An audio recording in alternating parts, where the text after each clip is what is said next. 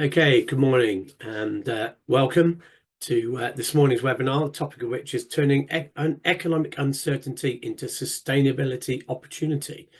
And just a couple of notes on housekeeping before we start.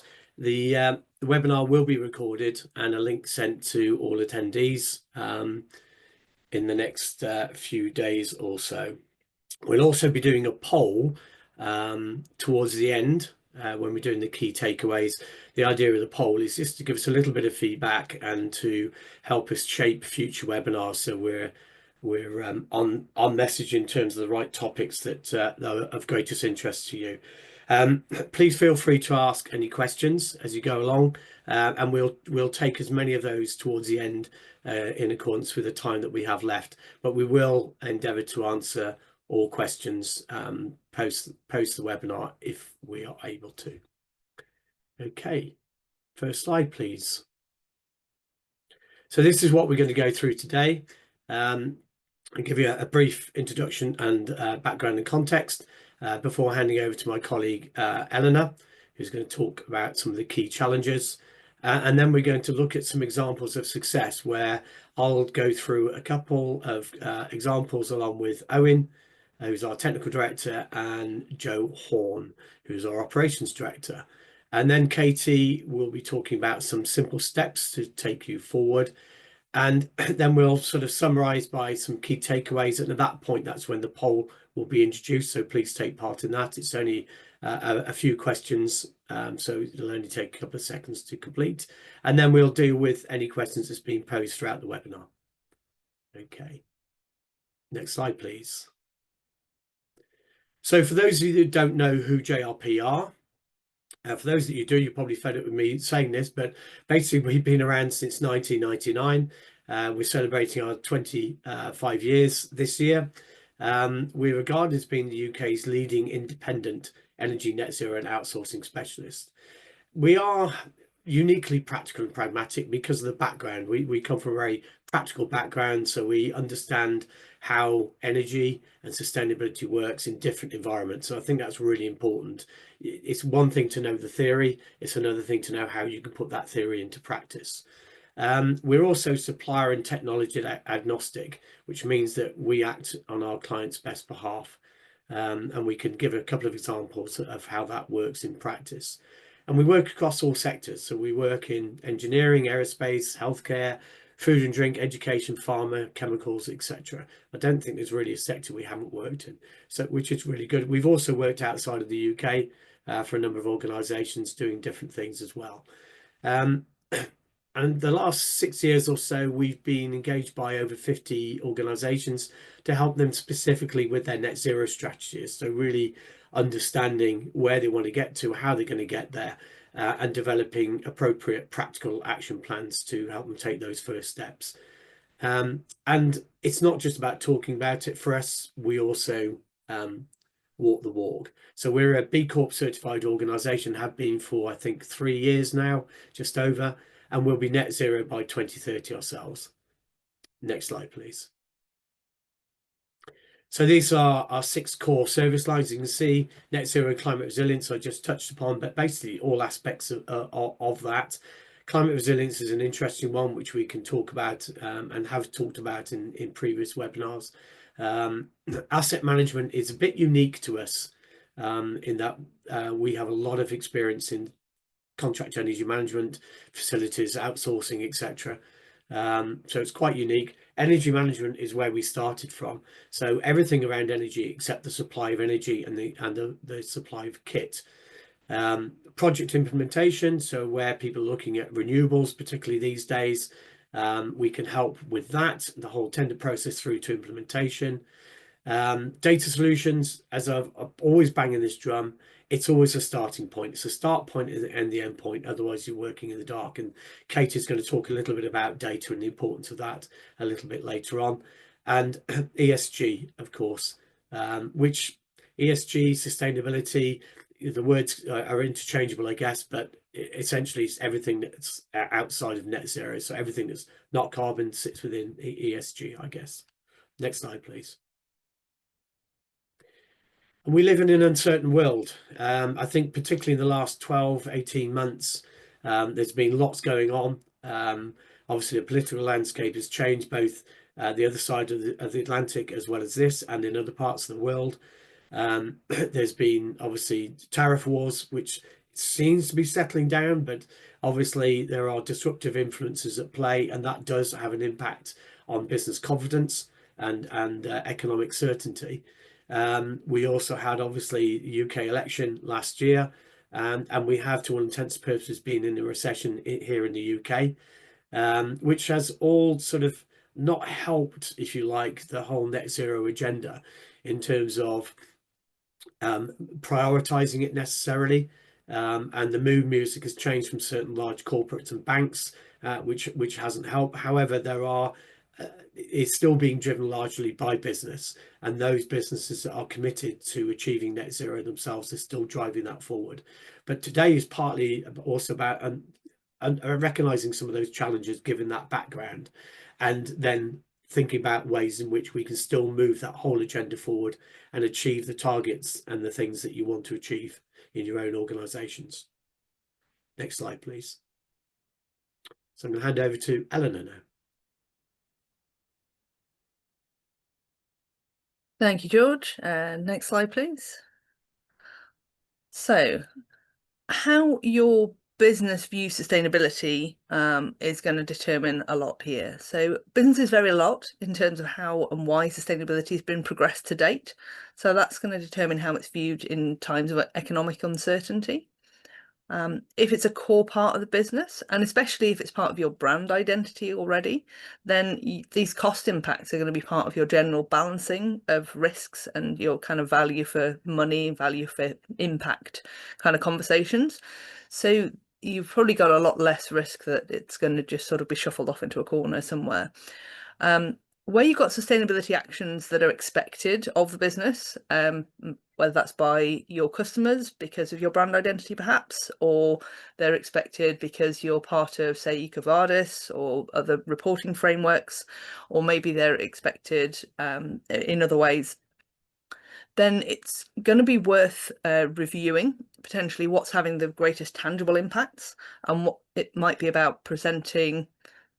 If you might be doing some things that are about presenting or have been about presenting the right face due to some pressures that have been put on you, but are maybe not informed by evidence, or they might not be appropriate for the business. You might have taken on things that are, well, we do that because somebody wants us to do it, but they're costing you money, but you know that they're not really having an impact. Those might be the things that you need to set down as cost saving measures, and would be right to do so. But you're going to have to take a pragmatic approach, maybe by being transparent about commitments, having a commitment to what makes a difference, while setting aside the things that you have little power over or little power to affect. And ultimately, if you get that right, it can really help to build trust rather than it being something you should be kind of quiet about and hope nobody notices. If your sustainability credentials have been, say, a market differentiator for your customers, then you really need to be finding out if they are also, for example, setting aside their morals temporarily due to economic uncertainty in a time of recession themselves, or whether this is going to be a good opportunity for you as a business to retain and build your customer base by staying on track in the face of adversity. It could be a really positive opportunity for you to be shouting about what you're doing to make sure that you're not putting those things aside. But obviously, if it's only ever been treated as a nice to have, then you could have a real uphill struggle, especially if you're the lone person flag waving and shouting about it in your business, to demonstrate how the business benefits from sustainability actions and principles. And you'll hear more later in the webinar about some ways that we've worked with clients to do this, to demonstrate the value inside the business. The main thing I would say is that if you have things in place informally that you intend to stick to, but that they're not enshrined in policy, so practices that you do that people do them now, but it's not set in stone anywhere that this is what you do, now is a good time to capture that. I'd say this is particularly important in procurement, where I'd really recommend having sort of a standard practice approach that protects your preferred kind of sustainable purchasing, but also allows for kind of emergency buying from, say, less preferred sources, but without sort of setting a future standard at a lower bar. So that's a really good approach to do that. and making sure that if you know that there are cost savings that are related to sustainability actions, that your finance teams know about that. They know that these sustainability actions that are maybe in your EMS somewhere, if they're tied into cost savings, somebody needs to know about that so that those don't just get shuffled off and then costs go up because this initiative got cancelled. Next slide, please. We'll be talking more about physical estates in our examples today, but supply chains could also become unexpectedly vulnerable, which will impact the confidence in budgeting and forward planning. For example, your existing preferred sustainable options could change in terms of availability, especially if you have a dependence on SMEs, as they could have less resilience to economic uncertainty. You probably remember as we came out of COVID and had the sort of Brexit border regulatory changes, there were a lot of border delays that impacted imports, particularly perishable goods. And there still continue to be unpredictable delays in some shipping routes for various reasons. With kind of tariff changes and things like that, those could increase. We just don't know what's going to happen with those. Some commodities and markets are affected by conflicts in different parts of the world, either directly by proximity, impact on trade routes, or linked markets and impact on global markets. It's also an uncomfortable truth that the biggest suppliers of arms are also some of the more powerful players on the world trade stage. So disagreements in either areas can affect one affects the other. Ultimately, we can never plan for the unknown, but we do need to be prepared in principle that previously stable markets could become unpredictable because of all the complex moving parts involved. Next slide, please. I'm not going to spend any time on this, but the point here is just reiterating what George said earlier, is to remind ourselves that sustainability is not separate from the financial side of the business. When we say sustainable, we mean that it sits in that sweet spot of meeting environmental, social and economic needs. On the right, there is a much more complex view, taking sort of an ESG approach and looking at both the strategic and implementation levels in a business, and plus what exists in the environment outside your business. Sustainability is not just those few segments on the left-hand side there with sort of net zero and the EMS or SDGs. It is all of it. And now is a good time to be having those conversations about what does sustainability mean for your business? How does that work for you? How does that fit in your language? So that you can try and not let it be just this little bit that's parceled off somewhere. Next slide, please. So a key challenge is going to be in communicating how maintaining your sustainability programs benefits the business overall. Obviously, long-term plans need stable budgeting, but there are ways that your sustainability actions can be enhancing that stability and not being seen as a drain on precious resources, for example, to use a horrible term. There's some examples there, hopefully you can see that ultimately the businesses that take a holistic approach to sustainability and adapt through uncertainty will be in a better position going forward than those that just sort of batten down the hatches and try and survive the storm. So if you can see that there might be benefits to revenue from continuing to progress your sustainability, if there are things that are driving income, and obviously anything that is saving money to the business by reducing material costs, reducing materials use, reducing energy, reducing water. All of those are going to be reducing the cost of business as usual, and ultimately, regardless of what happens to the cost of an individual unit item, the less of it that you use, that is a cost saving, no matter what the cost per unit is. If you use less of it, that's going to be better for the business overall. So I'll now hand over to my colleagues for some examples of simple sort of interventions and successes with sort of minimal financial inputs and benefits that show what's possible in terms of estates management particularly, and wider than that.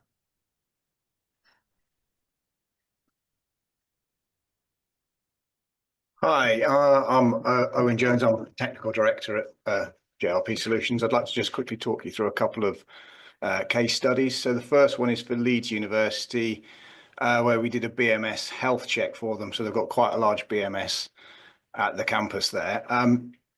So what the BMS health check includes things like looking at control strategy. So what are the set points, temperatures, flow rates, time schedules, what controls are they using? Are they using weather compensation, optimized stop-start controls, that sort of thing. Also, we're looking at system faults. So are there faulty sensors, faulty valves? Are there issues with some of the equipment that's being controlled by the BMS? And how accurate are the graphics within the BMS? Are they representing what's actually going on? We'll also look at how well it operates. So what's the overall usability of the system? How well the operators are trained in using the system as well, and what their knowledge is, and what the maintenance on that system is. And then we'll look at system improvements. So what other things can they do? Potentially maybe put in more heat recovery, look at speed control on pumps and valves, or look at monitoring, say, CO2 levels to control ventilation. So the actual scope of work at the university was, we did an initial BMS health check. We then followed up with detailed optimization on 3 of the buildings within the campus. And we also did an assessment of their eSite energy monitoring and targeting system. And from that, there were a number of significant outcomes. So one of the big ones is we actually identified there was a thermal wheel heat recovery system that wasn't functioning. So repairing that had a significant energy saving. There was also faults and inaccurate sensors identified. We identified a number of areas where heating and cooling systems were fighting each other due to poor control strategy, and also some faulty heating and cooling valves, which were showing shut on the system but weren't actually shutting down properly, causing further energy loss. So all of this together created significant energy savings for the university. The energy team on site were then able to take those findings and apply them to other areas within their campus. And that's significantly reduced the future cost and carbon emissions for the university. Okay, next slide, please. So the second one I'd like to talk you through is a case study on Amtico. So this is where Amtico manufacture vinyl flooring. It's a very heavy energy intensive process. So there's a lot of heat, steam boilers, a lot of cooling, a lot of large electrical motors. So they use a lot of energy. When we became involved with them, they had a lot of sub-metering in place, but it wasn't being used effectively. So we looked at putting an eSite M&T, automatic monitoring and targeting system, over that additional metering. We also did a review of the electrical distribution and the significant energy users on site to make sure everything that needed to be metered was being metered, and installed some additional metering to make sure we had full coverage. This gave us 5-minute data, but also enabled us to produce regular monthly reports and also set up alarms and targets, so we could identify where there was deviations from normal operation, and then flag those up to Amtico so they could take action fairly rapidly to reduce energy waste, essentially. So some of the main outcomes from this program were, one of the things we found was there was an issue with the control strategy around the air compressors. So there's a control gap, and fixing that was identified. The M&T system, fixing that saved £55,000 a year. There was also some significant air leaks that occurred. Those again were identified fairly quickly through the monitoring of the energy. That saved a further £35,000 a year. There was also replacement of the large water chillers used in the process. That was shown to save £60,000 a year doing that replacement. There was also a number of savings around the steam boiler. Again, one of the main ones for that, where you identified there was an issue with the condensate return through the monitoring the efficiency of the steam boiler itself.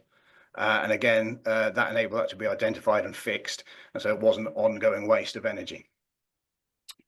So that's basically it in a nutshell. So I'd like to now pass on to my colleague Joanne, who's going to talk to you about some other case studies. Thanks, Owen. So I'm just going to do a quick overview of one of the case studies we did, some water reviews. So as everyone's aware, the sort of global warming continues to affect our weather patterns. UK has seen significant changes.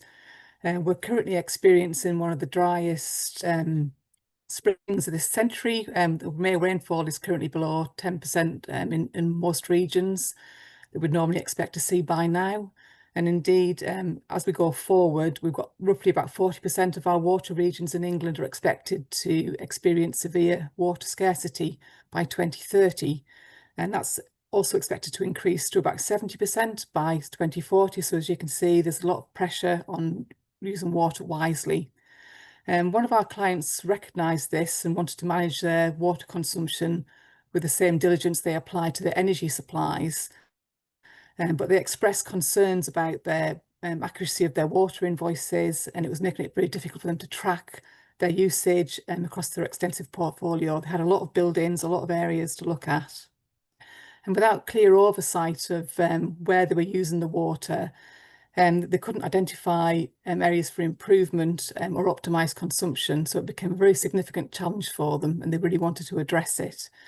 So we stepped in and helped them with a comprehensive review of their water invoices, and we identified areas of high consumption, which was areas to look at for more concern, more investigation. We also identified actual leaks within the system, a couple of large leaks that were costing them quite a lot of money and obviously wasting quite a lot of water. And we also have identified areas that were looking at sort of lower than normal usage, which was like best practice for them. So using benchmarks, we sort of identified good areas, bad areas, and areas for improvement. Leveraging these insights, we developed a strategic action plan for them, empower them to proactively manage and challenge their water usage.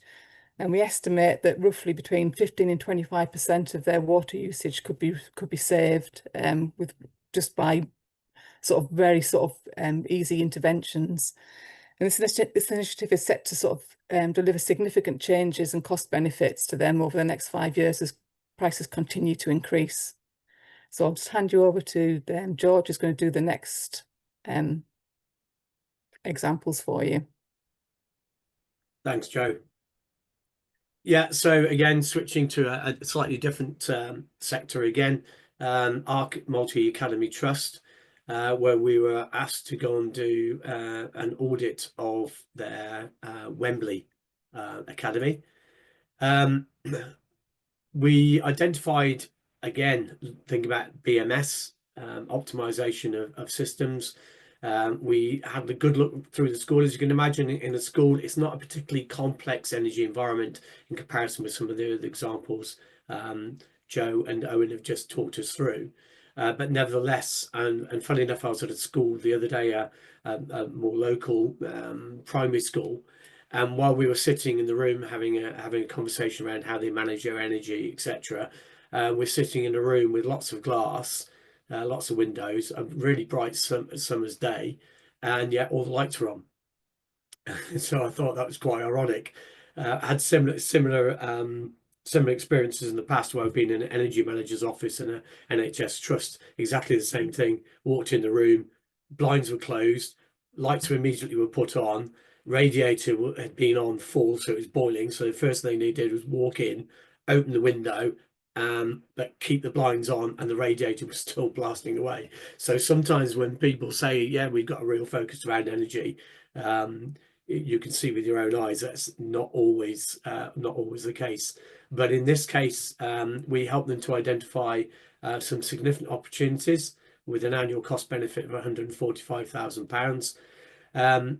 Obviously, we were looking at reducing their emissions as well as their energy consumption. And what we found, whilst they had some really good plant installed, it's often a fit and forget culture, if you like, almost. It's brand new kit, we'll put it in, yeah, it's functioning, it's great, we don't have to worry about that. Well, that's not the case. You know, as Owen found at Amtico, and as Leeds University found, is these things need to be managed to make sure that they continue to operate correctly, and the set points are right, etc., because things do go wrong quite clearly. But the opportunity for them was this, for a capital cost of about £188,000. with a simple payback of 1.3 years, reducing their carbon emissions by 170 tonnes. And from the 8 key opportunities that were identified, they could save £145,000 a year. For a school, that's a lot of money. I mean, I think for most organisations, that's a lot of money. So it was well worth doing. And what they've done is taken the work that we've done there and replicated it at other academies, and have learned their lessons. So they're improving how they manage their installed plant at other academies. Next slide, please.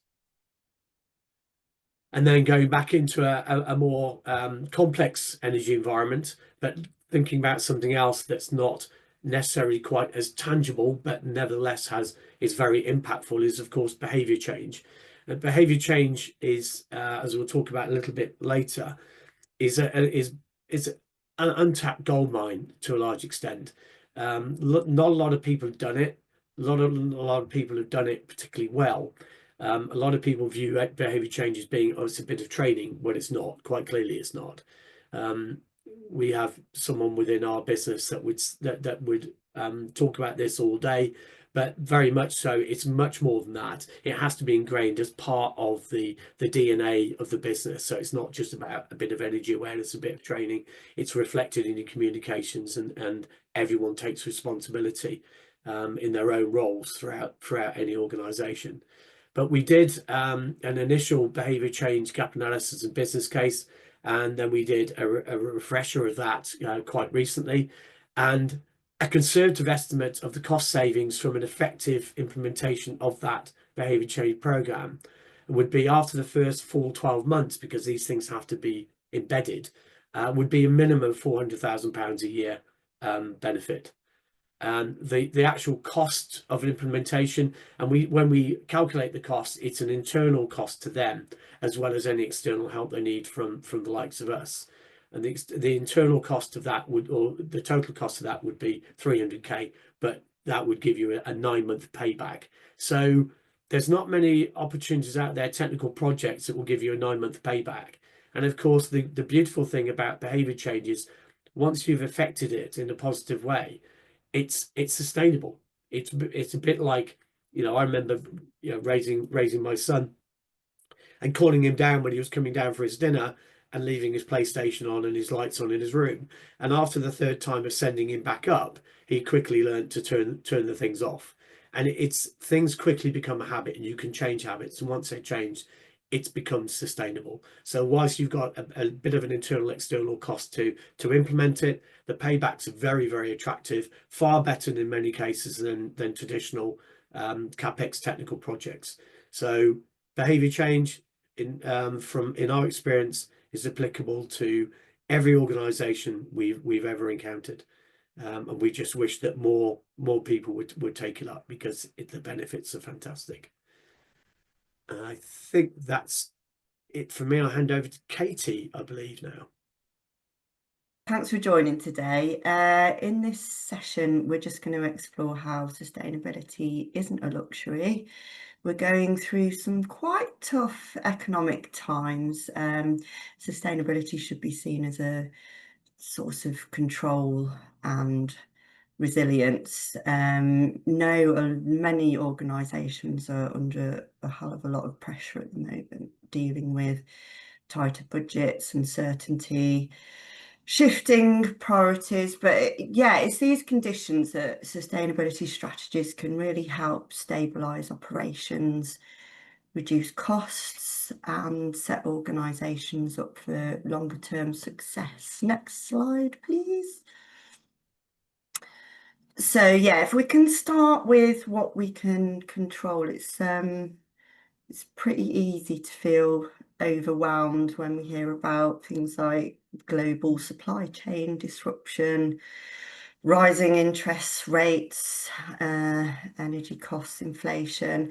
They're not things that we can all directly influence, or at least not most of us, but we can control how organisations respond. And often The quickest wins come from internal operational changes, so no need for big capital investment. So that's what just want to explore over the next few slides. Next slide, please. So in terms of looking at energy efficiency, for example, and Owen, Joanne and George have gone over some brilliant case studies there. Yeah, internal operations as a focus, they offer a lot of potential and they're, yeah, quicker wins really. And even sort of simple tweaks that may seem really small, but the savings really add up fast. So energy efficiency. So we had some really good case studies. One was Leeds BMS system control. So revisiting building controls, BMS reprogramming, things like smart plugs, timers for high use equipment, avoiding any standby loads, lighting, zoning, sensor checks. And then simple things like reviewing contracts. So yeah, supplier contracts, energy, water bills, waste services. It's making sure there's someone doing this regularly. There's a resource there. Are you on the right tariff? Have there been any missed refunds or any unnecessary charges? These are things that often go unlooked. Can you consolidate waste services or renegotiate water bills? And then, yeah, there's things like, which I'm going to talk about behaviour change, and George has touched on it towards the end of this. But yeah, engaging staff, sort of no low cost training. Culture plays a really, really big role. So it's looking at things like energy awareness days, making sure people have sustainability or energy as part of their induction processes. There's updated and ongoing training, training for FM or ops teams. Switch off campaigns, behavioural nudges to turn things off at the end of the evening. And then, yeah, underpinning everything is data, which I'll touch on again shortly. But yeah, with data, you really can't manage what you don't measure. And really, it's not just all about buildings. Also think about waste streams, fleet mileage, IT use, procurement. They're all areas where we see inefficiencies all the time, and they're also areas where emissions are hiding, carbon emissions are hiding, and tightening up there doesn't just serve ESG objectives, it does deliver cost savings, boost operational performance, and yeah, often wins internal support for doing more. Next slide, please. So yeah, there's small wins, supply chain and procurement strategy. I mean, even if you don't sort of control your supply chain, you can still influence it. Start by asking top suppliers about their energy or carbon performance. Often triggers collaboration here. You can review logistics, consolidating deliveries or reducing the number of trips, saves money, lowers emissions. Other things like switching to remanufactured or reused products is another easy win. They're often cheaper, they can reduce your scope 3 emissions as well. And it all of these changes can help build stronger supplier relationships. Next slide, please. Data, yes, it should be, but it's one of the most powerful tools, especially when budgets are really tight and it's often overlooked. It really is the bedrock of effective decision making, especially in these tough times. And You don't need fancy platforms to get started. This can be something that's, evolved, but you really don't. Even your energy bills contain valuable insight. And with solid data, you can pinpoint where waste and excessive consumption's happening, understand your base load, validate bills, benchmark performance across sites or teams. That's pretty popular with a lot of our customers. Bit of competition makes a stronger case for changes, whether that's operational tweaks or investment in tech. It's all about using what you have in a more purposeful way. Next slide, please.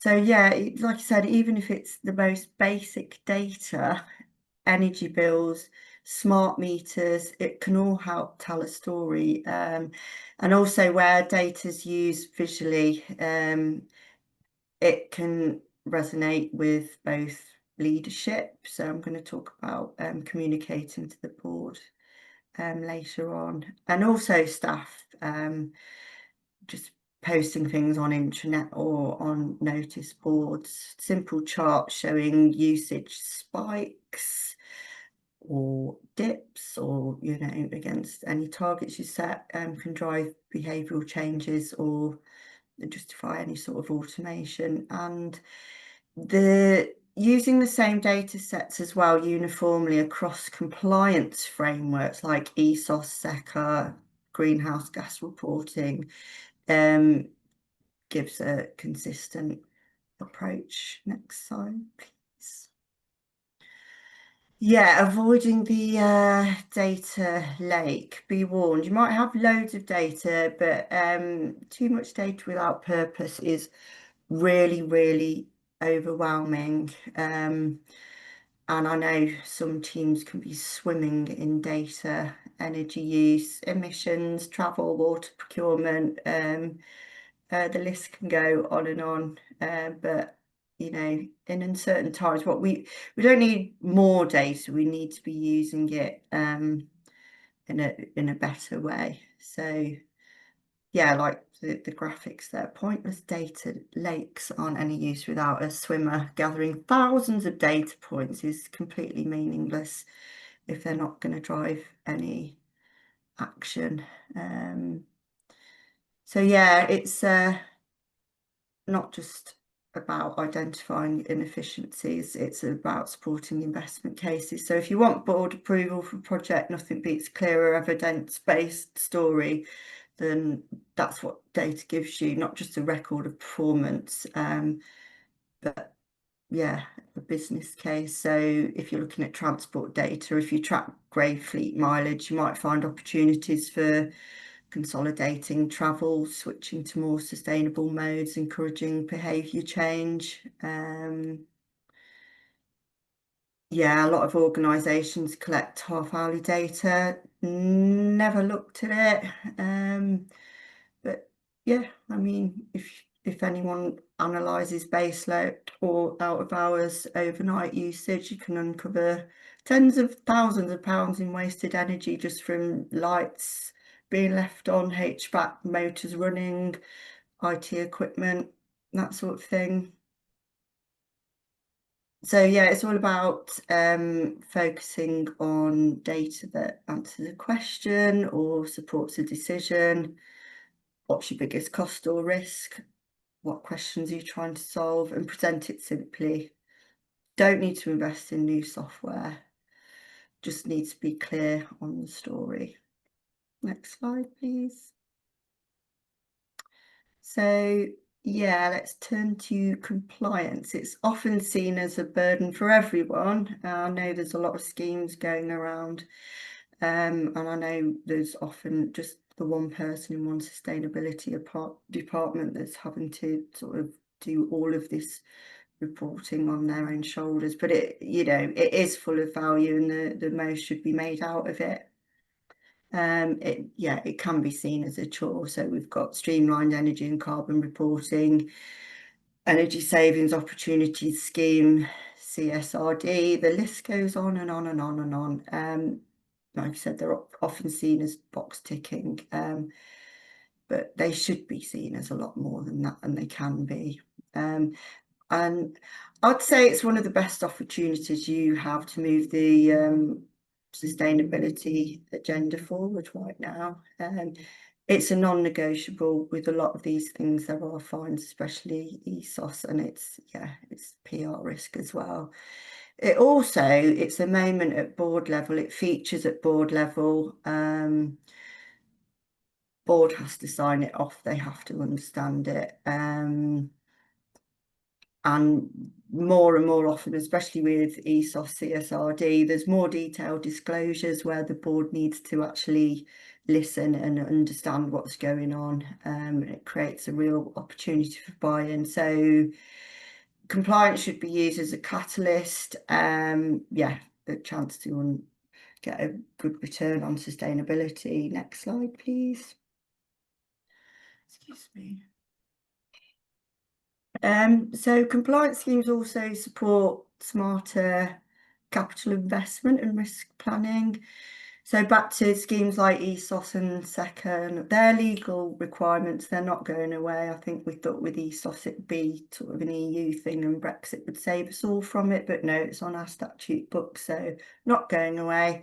But they do offer commercial benefits, and it is getting more stringent, especially with ESOS. So ESOS audits often reveal as a minimum 10 to 20% in energy savings, but a lot more, sometimes loads more. And many of these savings come from low or no cost actions with paybacks that are under 2 years. So looking at behaviour change controls, all of those case studies that we were looking at earlier. And then because there's an action plan and it's mandatory now, by identifying and prioritising actions in things like ESOS audits, it helps build credible business cases for investment. So whether it's lighting, HVAC, solar or BMS, the audit reports need to be signed off by a senior board director, and they'll also highlight to the board anything like energy supply risks and price volatility, excuse me, and also looking at things like scenario planning, anticipating, you know, what's going to happen if energy prices double. So yeah, it's risk management really with real resilience value. Next slide, please. So yeah, when communicated properly, compliance findings can really drive strategic alignment. So particularly with SECA and ESOS findings, these are all now regularly reviewed and updated, and they're there to really help support and underpin meaningful net zero targets and keep them on track. Sustainability is much less of a silo now. It needs to be incorporated and embedded into the wider context of the business, especially in risk management, operations and finance. Next slide, please. So yeah, all in all, compliance can be used as a springboard. Transparent, proactive reporting strengthens your position with investors, regulators, customers, and your employees as well. A lot of this is in the public domain. There's new adjustments to ESOS, so now there's public reporting of key actions, and these have to be accompanied annually by progress reports. So this all builds confidence, opens doors to opportunities, whether it's you want to be securing green finance, improving tender scores, or laying the groundwork for net zero or scope 3 strategy. It shows leadership and responsibility. It's great for PR, and it's what more and more stakeholders are expecting. And again, these reach board level for scrutiny and sign off. Next slide, please. So yeah, it's all about communicating with the board in their language. Yeah, the board basically focused on short-term return, risk and resilience. Probably not all board rooms speak the same language as the sustainability team. Focus on risk, reputation, employee retention, finance, regulatory exposure, which is all valid. Sustainability's job is to align this message with those priorities. So I guess when talking about sustainability, it needs to be couched in their language: cost control, business continuity, risk mitigation. So a net zero initiative becomes a hedge against volatile energy costs. A behaviour change campaign becomes a reputational asset. So yeah, translate sustainability into financial and operational outcomes. It's not about leading with carbon, lead with risk mitigation, talk about future proofing, talk about cost stability, talk about competitive advantage. We can reduce energy spend by 30% with a 2-year payback and protect ourselves from electricity rates. Reframe it as something like that if you wanting to propose something like a LED lighting project. Yeah, it's also worth noting ESGs now is a real differentiator in business-to-business procurement. A lot of tenders, as we experience now, require detailed carbon reduction plans. If you can't provide them, you're losing business. And again, that's a message the board will really listen to. And again, they don't need full technical detail, they just need to know that it's going to align with business priorities. Next slide, please. So I'm just going to have a quick look at behaviour change. Yeah, as George mentioned earlier, it's really powerful. It's one of the most underused drivers of sustainable change. So we often look at technology, data, capital investment. It can be 50% or more of energy saving potential, which lies in culture, structure, everyday processes. So yeah, it's a largely untapped opportunity. It's not flashy, it doesn't involve new equipment, big budgets, but it can be incredibly effective. It's just got to be championed. It has to be have sort of some sort of top level commitment. And yeah, it's often the most cost efficient approach, actually. Yeah, all you've got to think about is all the times buildings are overheating or lit when empty, or systems are left running unnecessarily. They're kind of habit issues, aren't they? And yeah, it's you can only really unlock this potential by working with people. So it's not a one-off campaign, switch-off campaigns and training sessions. They're all very well and good, but it's got to be something that becomes the norm. That's where the true sustained impact is. I mean, and you don't need to turn everyone into an energy manager, but you do need to give them a reason to care. So it's aligning energy saving actions with personal responsibility and sort of, yeah, making people understand their roles at work. And yeah, if you align it to home life as well, that's always very powerful. Yeah, and there's a cumulative impact of very small actions. If they can be replicated and multiplied across an organisation, is really powerful. Turning monitors off, reporting compressed air leaks, adjusting set points. A lot of these things are everyone's responsibility. So one action might seem really trivial, but you know, if it's replicated across 100 or 1,000 people, yeah, it's very powerful, builds engagement, strengthens culture, and yeah, it's just a sort of shared ownership as well.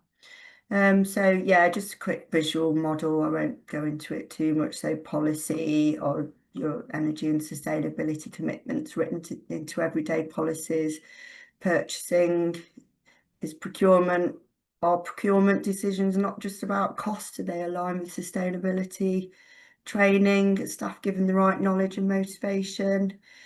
Management systems, is it integrated into energy, integrated into business processes? Is it in your 14,001, 9,001 systems, for example? Targets, are goals set and progress tracked?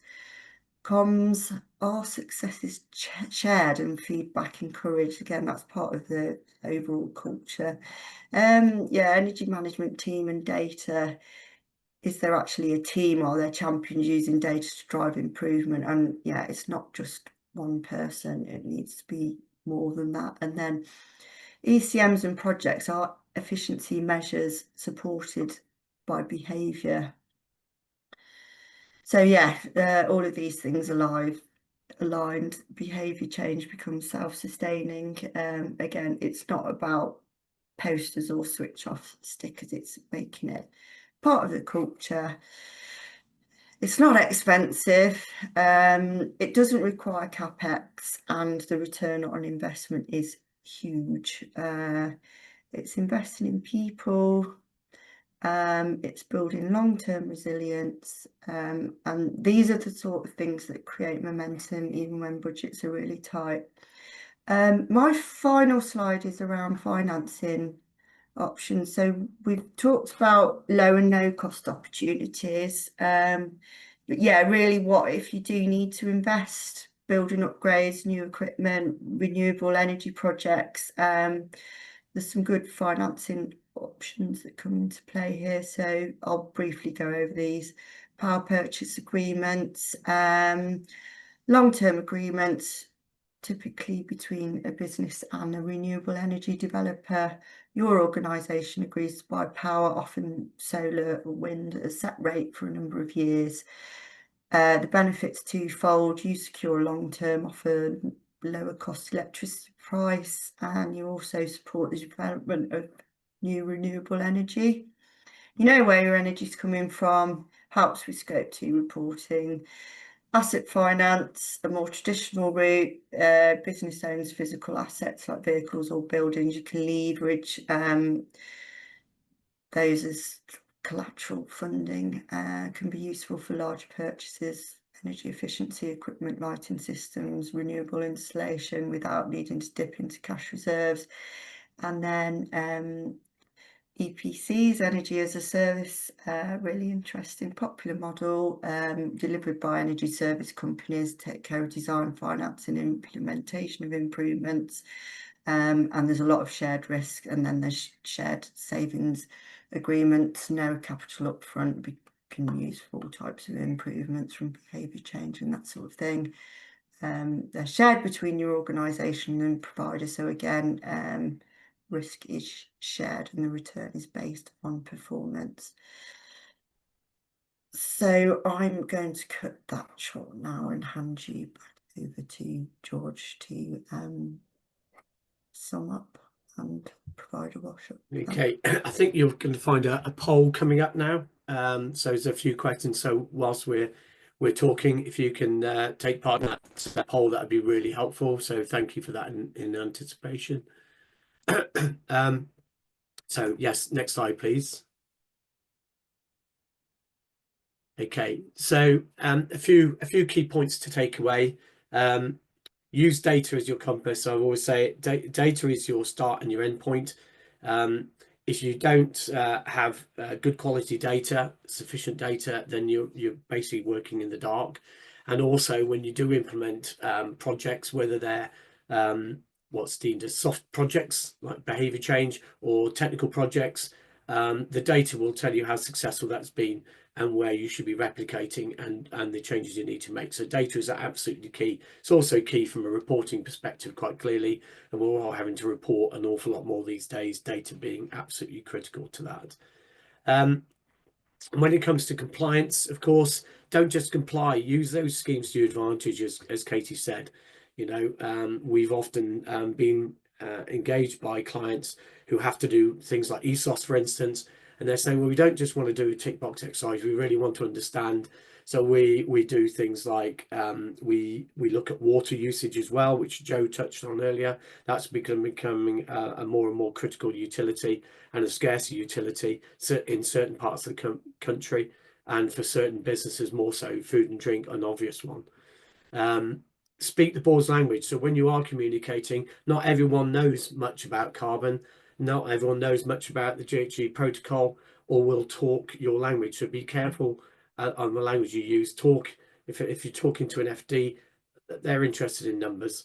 You know, if you're talking to the engineering manager or the operational production, they'll need to know different things. So talk in their language, make it relatable to them, and focus what's within reach. So sometimes, you know, sustainability in ESG, when people start about it, it's massive, it's huge. Where on earth do I start? You look at the 3 scopes, you think scope 1, scope 2, scope 3. Scope 3 just seems huge. Well, start where you can make a difference.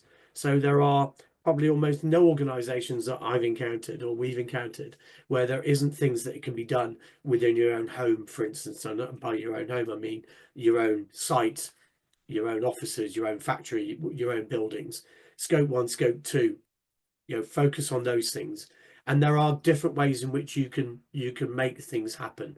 So it doesn't have to be technical projects, it doesn't have to be lots of money, you know, if money's tight for a lot of organizations, think of other ways you can do it. Small changes make a massive difference. The cumulative impact of those small changes can make a huge difference. So looking at behaviors, and when we talk about behaviors, it's not just how people behave, it's also the things that support those behavior changes, i.e. in terms of communications, talking about energy in production meetings, for instance, you know, communicating it within internal communications, making it more of a focus and getting more awareness throughout the organization is really important. But making those small changes make a difference, and behavior change has a really good return on investment. So give it really good consideration how a good, impactful, tailored behavior change program can make a big difference to your own organization and your own performance.